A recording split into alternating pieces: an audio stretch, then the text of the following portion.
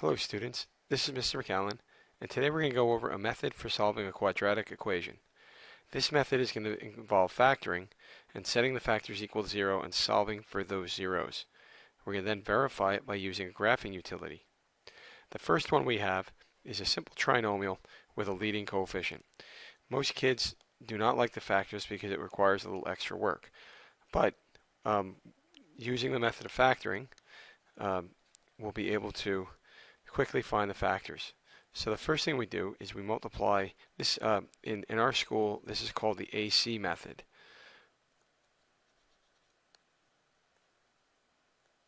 In the AC method, you look at the A coefficient and the C coefficient, and you multiply them. So you see what multiplies to give you -6, but adds to give you 5.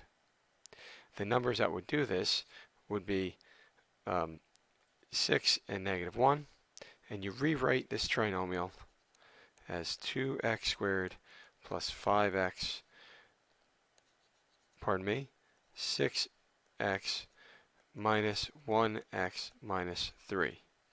You group the terms, so I'm going to group the first two terms as 2x squared plus 6x, group them with parentheses, and I'm going to add to it the second grouping, and then I'm going to factor out what's common to both. So in the first one, it's 2x, and what I pull out of both would be x plus 3. In the second one, I'm going to pull out a -1, and I'm going to have x plus 3 also left over. So as a result, I can factor out the common term, x plus 3, and that's multiplied by 2x minus 1. It's always good to check your factored results by foiling it to make sure that you do get back the original one. And if we check it real quick, we get x squared times 2x is 2x squared. This makes 6x. The outer make -x, so that would make my 5x. And the last times the last gives me -3. So that's just a quick check, but this lesson isn't on foiling, but that's just a quick check to make sure that we got the right answers. So now to solve for the zeros, you set each individual factor to 0, and you solve, and you find out you have two zeros. X equals -3, x equals 1/2. If we look at it on a graph, we make a sketch, we have an upward facing parabola where the x-intercept is at 1/2, if that's 1, and this would be -3, and our parabola would have a general shape that looks like that.